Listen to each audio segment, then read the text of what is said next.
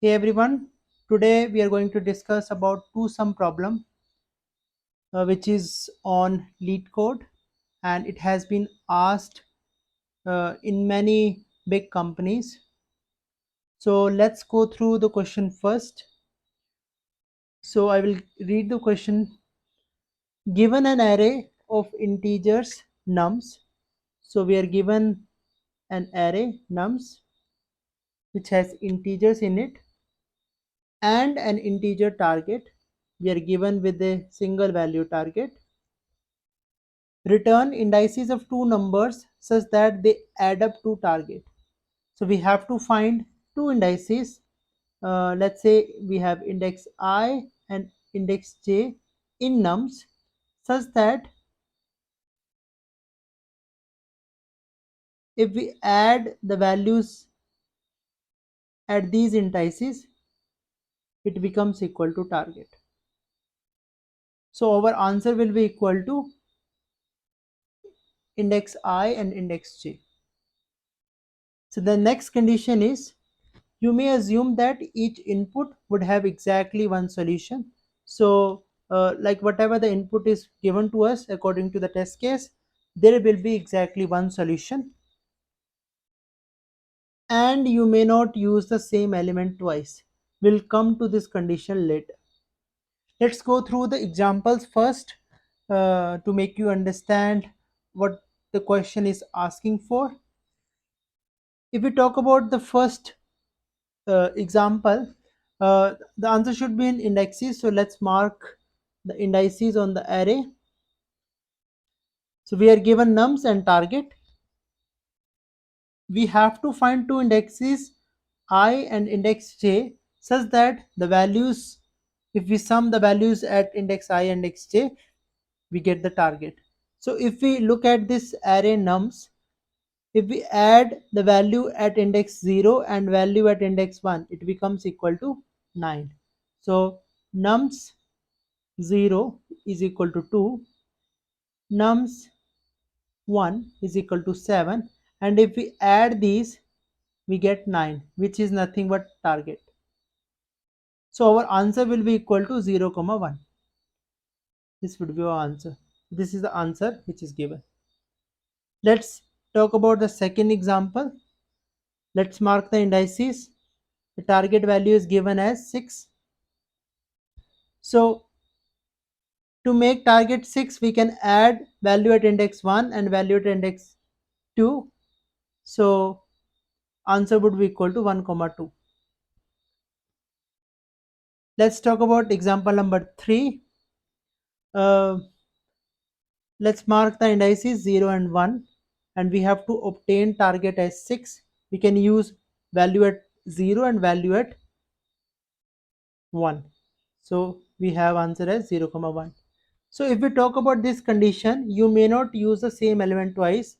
So we cannot return 0, 0 as an answer. This will be wrong, or 1, 1 as an answer, because we cannot use the same index again. That is what question is asking for, and that is what the constraint is. So if we talk about the approach, we can have like two approaches. The first approach is the brute force approach. Brute force approach. In this approach, we'll iterate over the array and we'll find the another value, the another index, such that the value at index I and value of index j sum up to target. So what I'm trying to say is, we will iterate from first element to last element. Let's say n is the size of nums, and our first value will be equal to nums I, and now we will search for the next index. Since I and j cannot be equal according to this condition, so the j will be equal to I plus 1, j less than I, j plus plus. This will make sure that I and j are never equal. The next value we'll get is nums j. and we will check if x plus y becomes equal to target. We just simply return I comma j. And since solution will always exist, there is no case that if this outer loop will not return anything, or the complete values will be processed, right? So this will be the brute force approach. And if we talk about the outer loop, it will run for o of n times, and the inner loop will run for, like, in the worst case it will run for o of n times.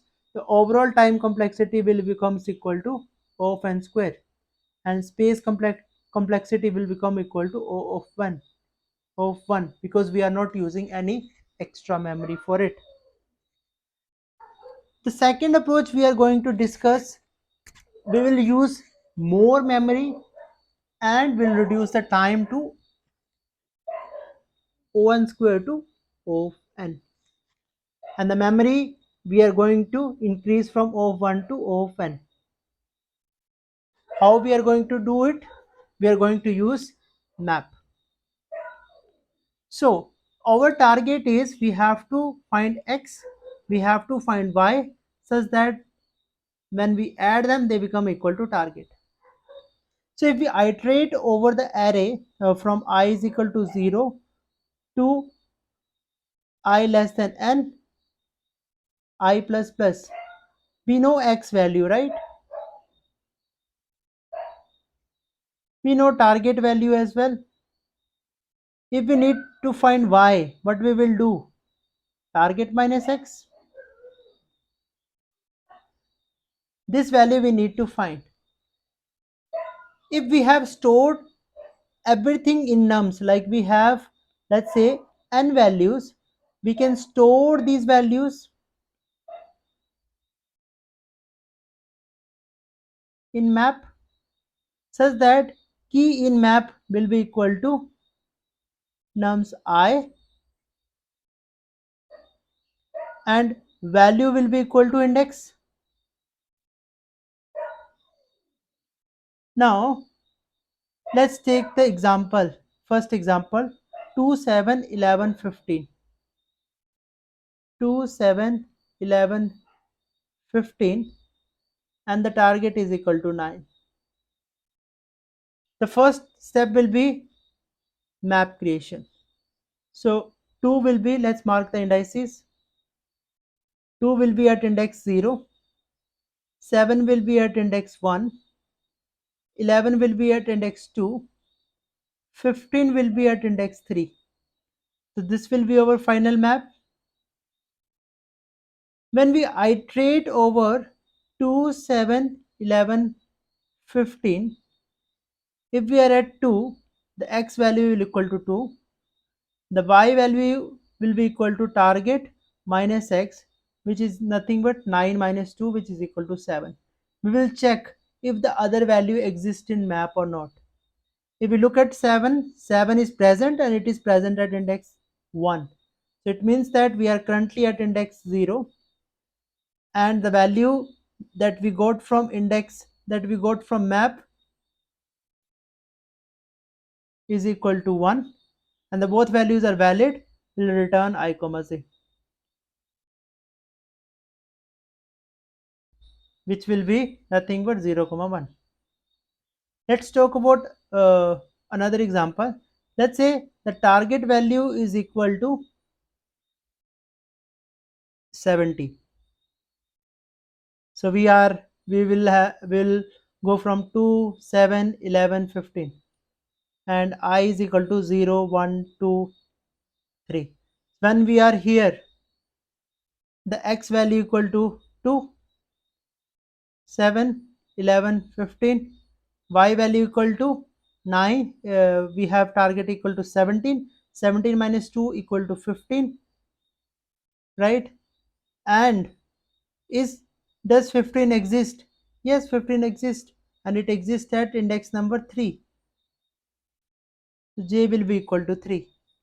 That time we will return I and j, which is 0 comma 3. So this way the overall time complexity will be equal to O of n, and space will be O of n, because we are going through all the numbers once, and um, we are storing maximum n numbers into the map. I hope you have enjoyed the video. Please comment on the video and let me know which question should I cover next. Thank you.